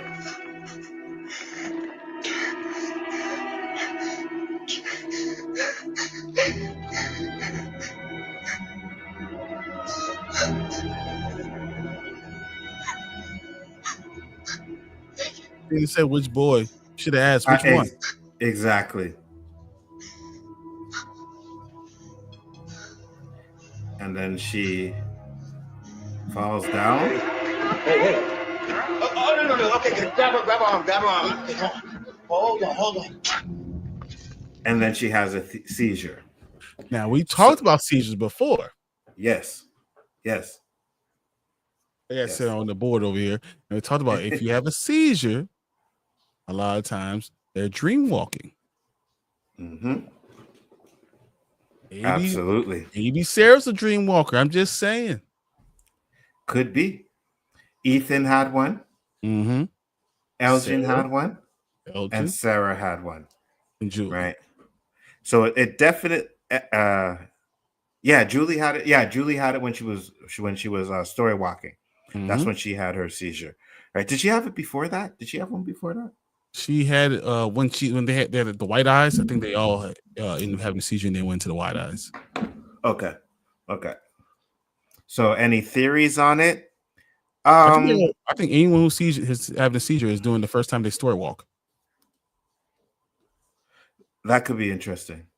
I would like to see, because then it kind of takes away from Julie being the one to save everybody, right? If everybody can story walk. So I don't necessarily want to say that it's that yet, but I think they're not reincarnations. Well, maybe they are. Either one or two things. They're reincarnations. No, because Ethan had one. He's not a reincarnation of anybody. So that scraps that. Maybe it's their importance to the town. Right? They are able to have the ability to story walk. Yeah, now that I think about it, yeah, it kind of makes sense. It kind of makes sense. And I probably see something like that with Randall when he was in that trance, right? We'll probably see something. So we'll see. Final question. Any comments on Colony House people having sex and its possible connection to sex magic, i.e. sex being able to produce energy for various purposes? I never thought about that. I don't know, but I mean, I think that they're having sex because like, you're in a terrible place right now. Why not just, hey, what makes you feel the best? What is the best euphoric feeling that you ever could have in this hellhole? Uh-huh. Oh, hands down, if I'm there, I'm smoking weed and fucking. That's what I'm doing there. I ain't going nowhere else. I ain't doing nothing else. We staying right here in this situation. We bunning and we fucking. Let everybody else sort everything else out. Fuck that. Like new family's coming in, you just sitting there like going at it right there, right next to them. Fact. Right next there. Listen, I know what the fuck this town can do. Right? If I'm there, I ain't doing none of that shit. Right? None of it. Boyd, honestly, you lead the way. This is what will be happening. Me and Nzo will be in there. We'll be cooking, barbecuing, and just taking different people to different places, man. Hey. Facts. Hey, you ever have you seen this house? You ever see you ever see it's like, you have two old men sitting on the porch just watching everything going on. Yeah, that would be us. That would be us. Like, oh fuck, you see what's going on over there? Every commentary, it'll be like, hey, watch them do. They're gonna do some stupid shit out there. You know what I mean? Be heckling it. Hey, Jade, you don't want to go in that cabinet, bro. You don't want to go in that cupboard, bro. You don't want to do that. We'll be seeing LG walk back by. We'll be like, hey, bro, you want this plate? You can't have none, bro. You can't have none. No pound cake for you. This is right here. No, you You can't have nothing. bitch ass motherfucker. You damn right you fucking deserve to lose. And I after bullshit you did, now they all gonna be looking at us funny. You know what I mean? We can't trust the brothers in this place I'd anymore. be nice to be like, I, Captain. Well, the no theory is out the door. I thought Tabitha was emotional because she was pregnant. Duh. You thought Tabitha was pregnant? That could that would have been interesting, but then again, that would kind of throw away my theory of them mirroring Victor's family, right? I think that Jim dies and then she finds out she's pregnant. It would be interesting, but she ain't giving Jim no poom poom. She wasn't giving him no poom poom. We watched 3 seasons of the show. She was always fucking yelling at the man. I don't know. They slept in bed a lot, dude. They slept in the bed. My mom does this to me all the time. I'm just saying. Yeah, 100%. She does it to me all the time. It don't matter, man. I promise you. What are you saying? When they get in the bedroom, it's totally different. It changes up. That's just saying. I get it. Like, we all need something, yo. So, like, hey, you tap her at 3 a.m. instead of having an argument. You up? You see, this is one of the questions that I had in my video, Papa Socks. He said, I think Henry and Miranda lost a child too. It just was never mentioned. I think that's why she left. And it's funny because, again, like, here I have the script written out for my video here, and in this video that I have that I'm supposed to make, which I was supposed to make during the holidays, but I didn't, right? But in the video, I do say that I don't know if Henry and Miranda had a child that they lost it. And if they didn't, then it makes sense why Jade and Tabitha lost a child, because it wouldn't have fit the narrative of them mirroring the Victor's family. Or they did lose a child. That's why she took her babies and ran off. And maybe each one of them, no matter what, Jade and Tabitha's the first time, and then Miranda and Henry, and now Jim and Tabitha all lost a kid. Yeah, it makes sense. Yeah, it makes sense. Yeah, it makes sense. That's the question that I had. I was like, they never told us, right? And I would kind of thinking back to some of the conversations, and it kind of makes sense that they never really had a chance to talk about that, right? So that, because Tabitha never mentioned that she lost a child to Henry, and Henry never had no reason to tell them that they lost a child either, right? So it never really came up. So I agree with you, Papa Socks. But could that be a scene that you could see? You seen her crying about Jim the next season, episode 1 or 2, and she's crying. So, you know, Henry sees her. Are you okay? What's wrong? I mean, is it Jim? She's not. It's not just that. And she's like, what else is it? And she says, I'm pregnant. And then now it's this big problem because there's this pregnancy. A monster that died. Is it Jim being reincarnated? Is it what is going on? Yeah, that would be interesting. That would be a fucking twist. That would be fucking crazy. Because now, well, they don't know. Well, it depends. It depends, right? Maybe, Boyd, I'm pregnant. And Boyd already knows. He's seen what happens when someone's pregnant. So that could cause some tension there. That would be freaking crazy. He gets his shotgun. Pregnant. Agreed, because Tabitha's moment said a detective was looking for them. Yeah, but I think it was just because they went missing, right? And we're not exactly sure. And I think they tell us how long they were gone for, but I don't remember. But we'll get to that, of course, again. But Henry said he looked at Jim and they were exactly alike or something like that. Yeah, exactly. And it was, I think that had more to do with the way they were treating their wives, right? Yep. It had granted. Yeah, and then thinking that they're broken and trying to fix them. I think that's where the Jim and Henry connection came into.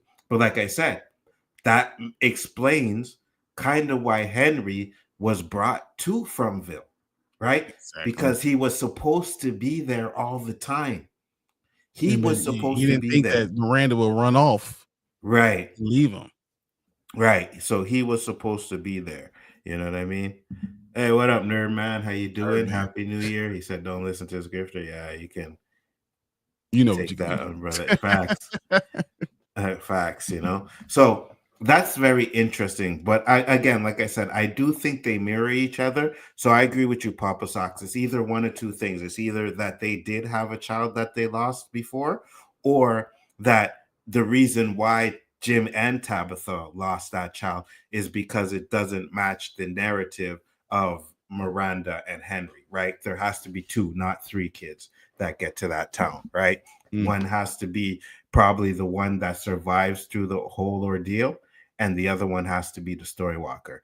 That's why I have this I have this crazy feeling that Eloise is the story walker. Well, I mean, in this episode, we still get a lot of talk about the trees moving. And at first he said the trees move 4 inches, and then Victor takes Ethan out and says, "Hey, let's go count." And he realizes that they are moving and that the things are different than they used to be. Absolutely. And then we talk about faraway trees and what's the point of the faraway tree. And I want you, if you can find it, where Victor's telling Ethan what a faraway tree is and what it does. Yeah, I'm right here because there's a scene here that I actually wanted to get to, which kind of. So let's get to it. Away. So he's looking for the boy in white. They're having a conversation. I'll get back to the conversation, but the reason why I wanted to do this is for this. I don't want to know that stuff. Why not? So let's go back a second. Listen carefully. Because we're friends. I don't want to know that stuff. Why not? So Victor looks up because he hears a twig snap, and then he sees the boy in white. So that tells me that the boy in white has a physical body, that he snapped a twig, which means he can die. I don't know how they would do it, but I always had this theory that when Sara got that message on her arm that said, kill the boy, that it wasn't Ethan. Ethan was the boy in the room she looked around and seen, and it was that boy that she thought it was, but it's actually the boy in white that they want, or whoever the entity is wants dead. And I think it's one of the people could kill him. And the reason why he doesn't stay around the people all the time because they're the only people that can actually harm him. The only thing that can harm him is one of those people. So that's why he doesn't tell everybody about it. Yes, 100%. And again, that goes back to my Lost theory, because in Lost, Jacob couldn't get killed by the man in black, right? They couldn't kill each other. So he had to find a way to get someone that was brought to the island to kill the Jacob. I think that's what it is here. I think that they need someone to kill the boy in white, and that could be Jade. That Jay's could be the one. I'm telling you, Jay's the only one who's killed other people.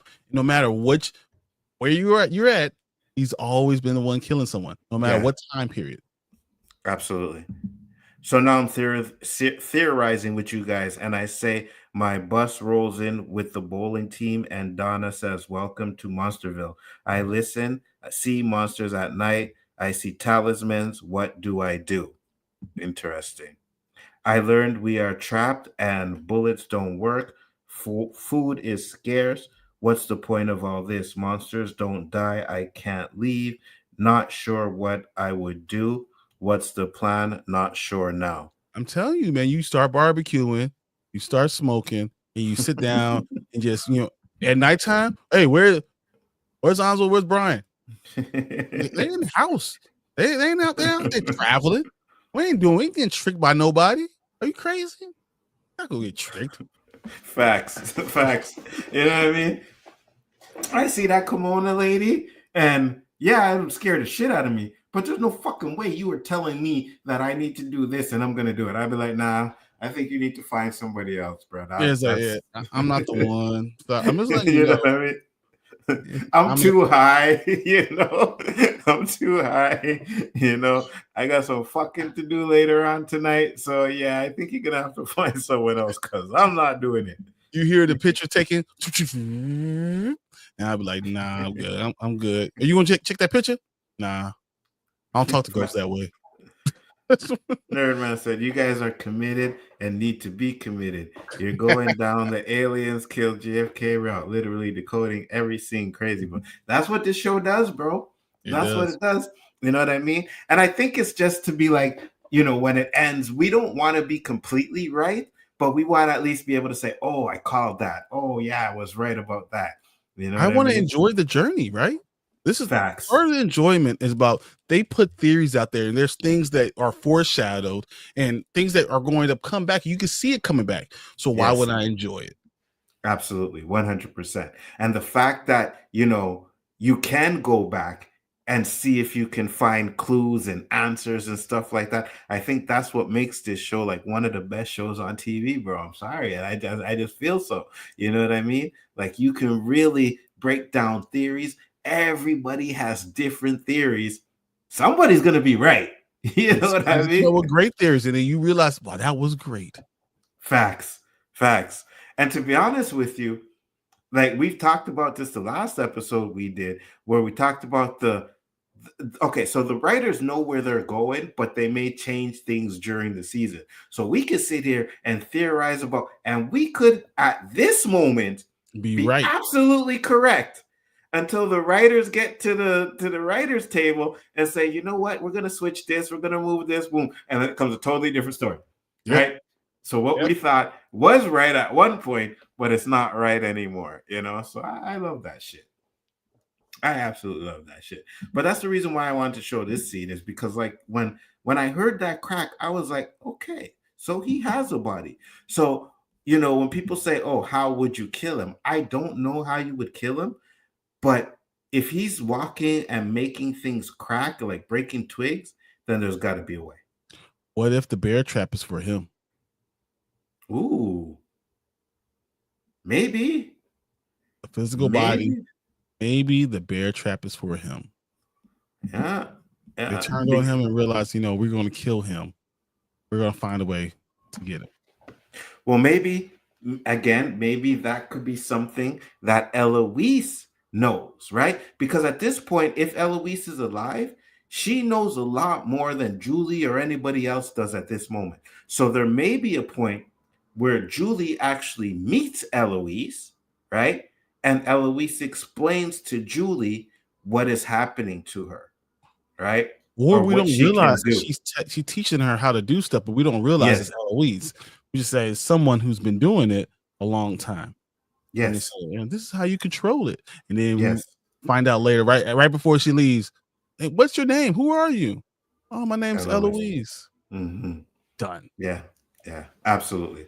Because to me, it just makes so much sense that she would be the story walker, that she's still alive, and that she maybe have been traveling back and forth through time. Maybe we actually learn through her that you can go back in time and you can see things and you can do all these things, but you're not going to be able to change anything. Or you find out that you go back in time and do those things, but if you it's possible that you've already done it. So you might as well go back in time, because if you've already done it, it will succeed. Yeah, you have to do it, right? Because that's what we found out with the rope thing, right? Julie had to go back and do that rope thing, right? We seen it in season 2. And then next thing you know, in season 3, we see the other end of it, right? Yep.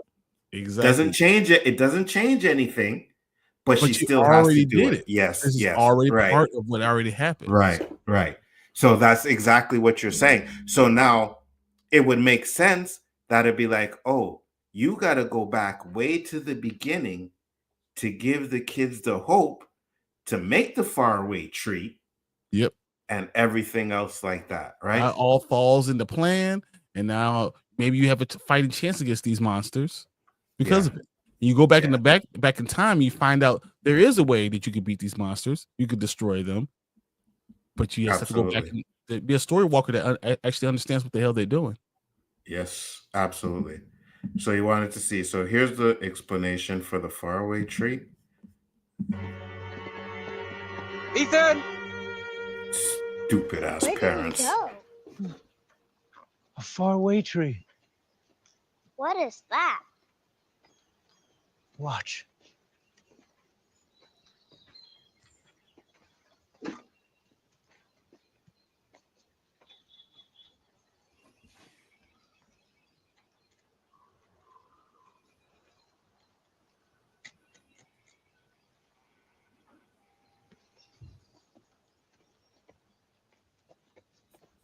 So he puts it in the What's faraway supposed tree. to happen? Oh, could be nothing, or it could be.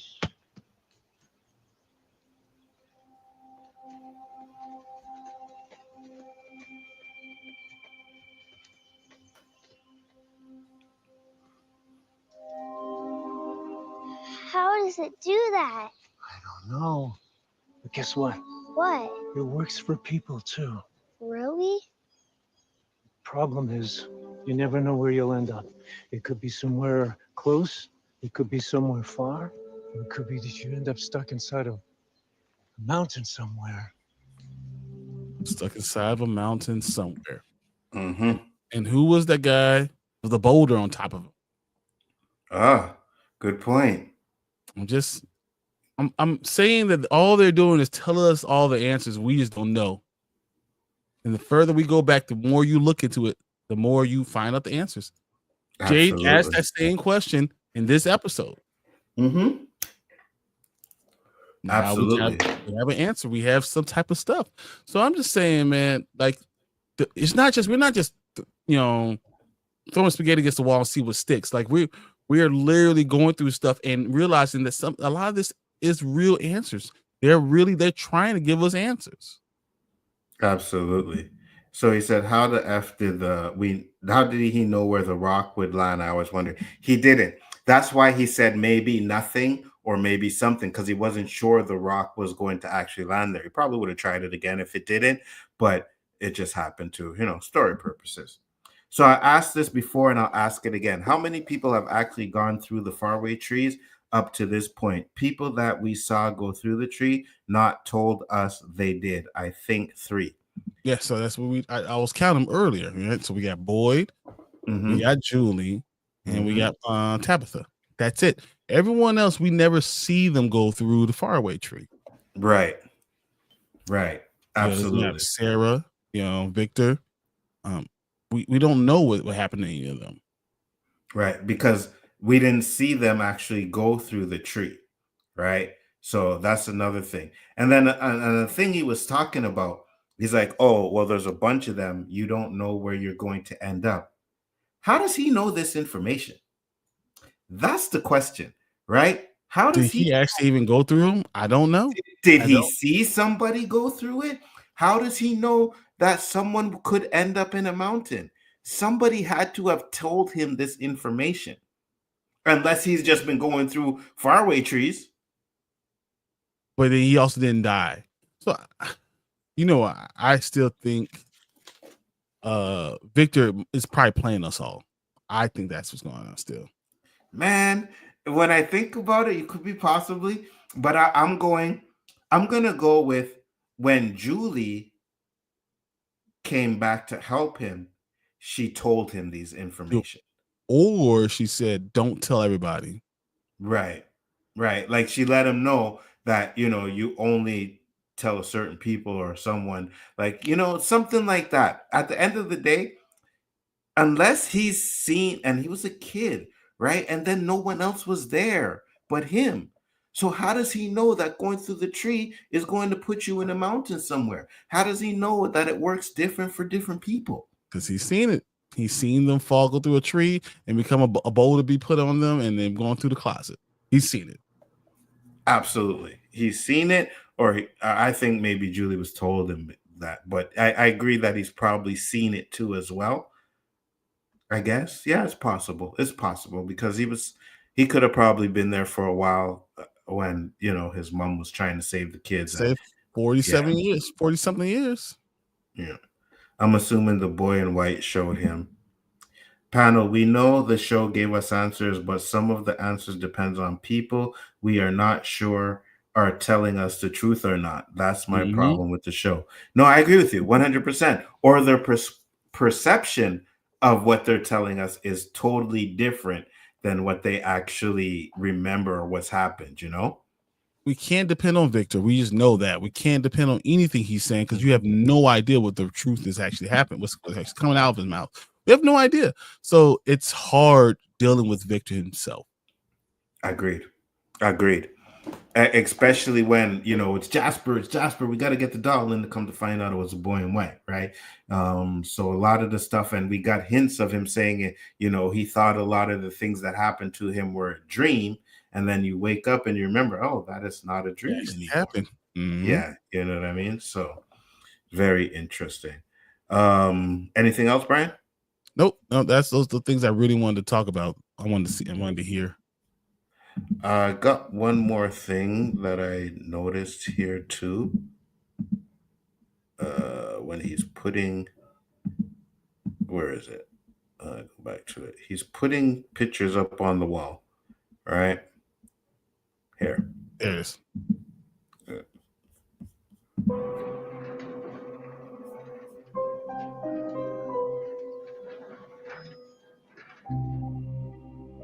So the dog, the boy in white,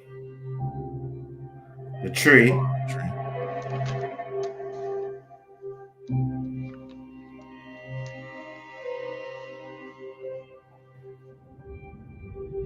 people dying.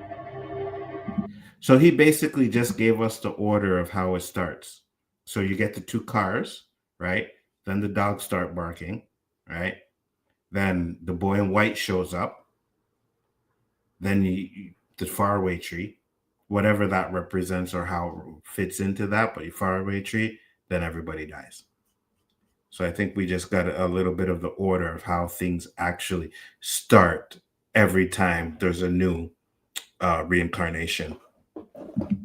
Papa Sock said, my other problem is Donna. How is it season 4 coming up and Donna has not discovered one thing or seen something new that's brought to the table? She's been there the longest and knows nothing. I think Donna is more concerned about Colony House and the people in there, right? She's not the one to get. She's like me, Brian. She ain't getting involved. You know what I mean? Unless she has to. Yeah, so unless she has everything to. is fine and you can live your life and just be there, then she's gonna be there. Yeah. She's not like I ain't. That's you guys stuff, you know. I think she will get more involved when season 4 comes around. Like I said, I believe her people, so she cares about the people, and she's losing them more and more. And not to mention the fact that she was kind of put on the back burner on this season. So I think her and Boyd are going to have a lot more to do in season 4. I think that people forget that Boyd, the whole point of season 3 was to break Boyd. That's the entire point. Yes. You know, and when they realized they can't break Boyd, I think they said, okay, let's focus on Tabitha and Jade. Yeah. Absolutely, 100%. And I believe that, like you said, I don't know if the boy in white is going to talk to Jade like he did to Christopher, possibly. But I think something, because right now, Jade is down for the cause, right? She believes everything. Something is going to happen that's going to take that hope and faith away from it. Because that's another... It's the kids. But go back to when Julie gets her new bed. I thought that was a pretty interesting scene. Oh, yeah. Hold on. No, it's right there. A lot. Okay. Madame Julie, behold. So, these are all the things we see from the beginning, right? From the song. I'm just saying, we're talking about, is it Ethan or is it Julie from her point of view? Maybe it is from Julie's point of view. And that's why we're seeing all these things that only she's seen. Ethan has never seen this. Facts. And if you look at it, again, that to me is Ethan I'm sorry, Elgin, not Elgin. Oh my God. Ellis. Ellis, Fatima. Alice and Fatima, right? Mhm. You got a bunch of houses around there. You got some snake looking thing up in the top corner, and then hands reaching out. That is, I think these two are going to have a more important role going forward, too. But for a story walker, for that to be her bed at the beginning is important. Absolutely. 100%. And then the fact that we have Elgin, oh my God, not Elgin. Ellis. Thank you. Ellis and Fatima right in the center of everything in this picture. Like, so we've talked about heroes roles, right? So boy's the hero, Jade, Tabitha, they all have their roles to play. But I think Ethan, oh my God. Ellis, thank you. Ellis and Fatima, something's, and I know we had the baby, right? That could be it too. Smiley. It could be that they're the ones that could kill because it came out of their body. It came out from them, that they could be the one to kill him. Right. There's something more important with Ellis and Fatima going forward. And I think that picture shows us something. Now, again, we're watching this picture and it looks like it means something. But when the writers decide to go and they might, maybe, we're going to switch this around, might not. But do you see the monster claws? Yeah. All over. Like it's just all those things. Yeah. Are kind of interesting. And the reason why I'm talking about with this painting is because it's one of the things that we saw at the beginning of the show. One of the paintings that we see at the beginning of the show. And remember, it's when I was just a little boy, and my father turned, what we do for me, whatever. Will I be pretty? Will I be rich? He came and said to me, okay, so whatever. We're talking about, okay, could that song be coming from Ethan's point of view? Yeah, I think so. Ethan or Jade. Because I always said that song means something, right? The reason why they use that song is it means something. Once we figure out whose point of view it comes from, I think we'll understand more about why we're seeing the things we're seeing. Absolutely. There was another song in this episode when they're at the diner and it starts to play. I didn't really... I couldn't hear what it was. I was trying to figure out what it was. I'm going to have the words for you guys on that one for next week so that we can definitely talk about that. Because I was kind of listening to it, but I was like, you know what? I need to really sit down and listen to it, and then I can write down and let you know exactly what the words to that song were. I think it definitely means something. She should still know something or tell us something. Like she should say, you can't burn them. We tried. Enter flashback, but we got nothing. I got more from Miss Lou. Yeah, I agree. I agree. You lost me on the Ellis painting. What do you mean Ethan has never seen it? So if Ethan has never seen it, then this wouldn't be something that is coming from his point of view. That's what I'm right. Because he's never seen this painting. There's only 3 people that saw this painting. Which, as I said, I'm trying to figure out whose point of view this song coming from. Right, I got you. Could it be from Ellis's point of view? Mm-hmm. My father, who was Boyd, told me all this stuff, and then now that I have children of my own, what if you're talking about Smiley? Absolutely. So basically, Papa Sauce, we're trying to break down the song to see if there's if that song represents someone in the show's point of view, right? And I think it does. I think it does, and that's why I said even when I heard the other song, the one in this episode, I think that has a hidden message in it too. Just like the song in the first episode where he's dinging and it's like we're in the town, we're stuck, we can't get out. I think that they have hidden messages in their song. Now the ones that are playing in the diner are to troll. That is no doubt about it. That is to troll. That is troll. But I think there's still hidden messages in there, So you think part of the from is whose point of view is this coming from? I can get behind that. Like this is the point of view of Ethan from when he was alive and not cursed to be Martin, etc.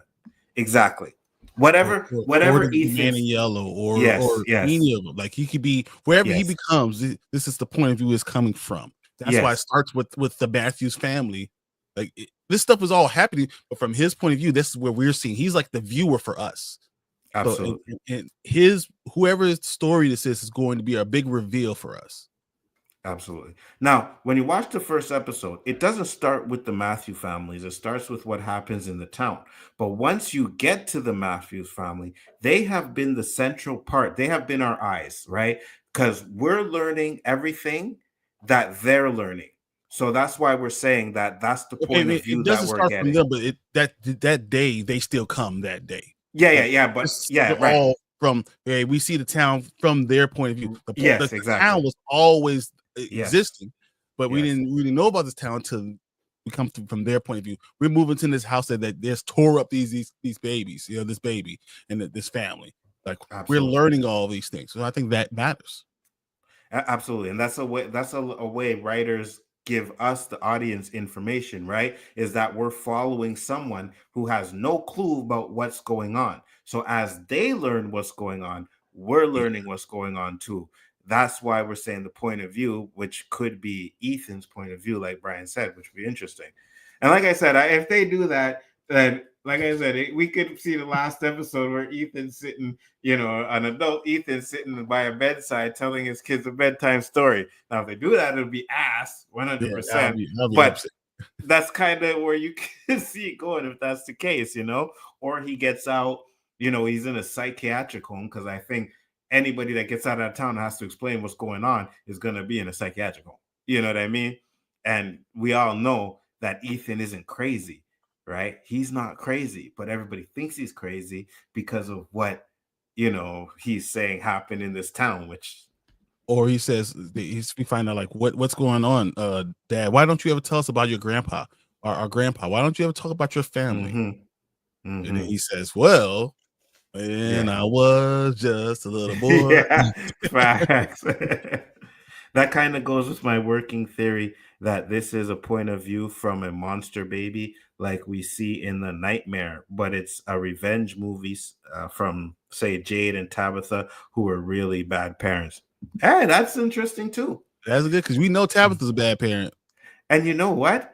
I kind of would like that. You know what I mean? If we're getting the perspective of one of the creatures, but it's Tabitha. Yeah, that would be very interesting. That would be interesting. That would be a way to like switch up, because again, Brian knows we watch movies all the time, and you can always watch movies and you can see parallels from other stuff and this and that. That would be something that would be pretty much original. So that's totally different, and I would love that at the end. Yeah, I agree. That would definitely be something that they could definitely do, which would be interesting. I don't think they will, but definitely could be something there. I just want to make sure there was nothing else, because I believe there was. No, there's the divorce. Yeah, I don't think there was really much in this as hidden stuff or anything like that. So, other than Sara again. So at least we know that this isn't Worms, right? The producers already gave us that. She had a seizure, and then we have Ethan, Victor building graves, and he's saying he's getting prepared for like this time. Now, he's old enough now to dig the graves, but if you look at what he's doing, there's no way he did that as a kid. Someone taught him how to do that. Yes. And I'm going to stick with until we find out that it's not Julie. I'm sticking with Julie. I think Julie's the one. I'm telling you, she's the one. Absolutely. I don't think they will either, but it would be unique. Good live, guys. Thank you very much. When's the next live? Next live will be next Tuesday, same time, same place, right? 8 EST, 7 Central Time. Me and Brian will be here. We'll be doing episode 5. So we're going to find out if we have anything more in that as well. Brian, tell the people where they could find you one last time, please. And on 1/3 of Spoiler Kings, we go live Mondays and Thursdays, and now Saturdays, because we do Silo. I'm almost done with the book, guys. I'm almost done with the book. We're going to break down the last 2 episodes, and then we'll jump right into Severance and break those down on Saturday night. So join us for each one of the live shows and, have a lot of fun. Absolutely. And if you ain't sub to the channel, please sub to Spoiler King. It's in the description and the channel description. So make sure to check that out. We're getting one episode of Severance or two? The first one in 2 weeks, we'll get one. We'll get the first one. Okay, so it's So not like we're dropping to it. No, so what's going to happen is that the Silo series finale and Severance will both be at the same time.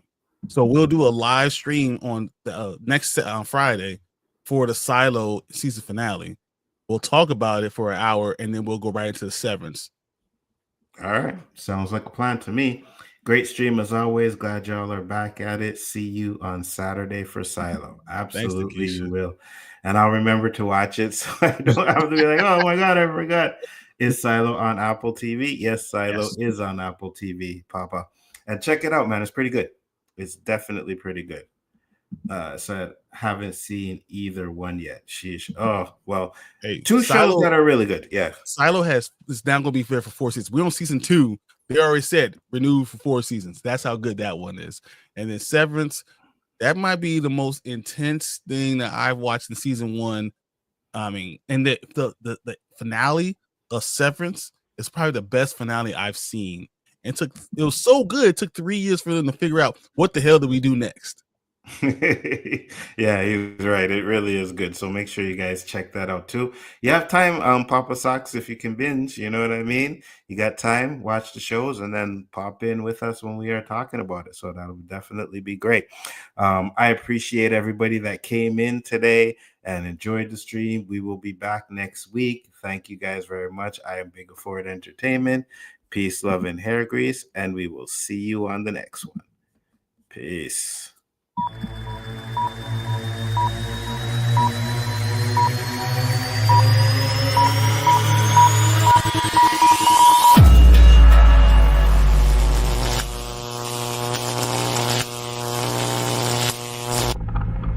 Everyone in this town has been exactly where you are right now. There are things you need to know about where you are. This is gonna be the worst night of your life. Do you believe in monsters?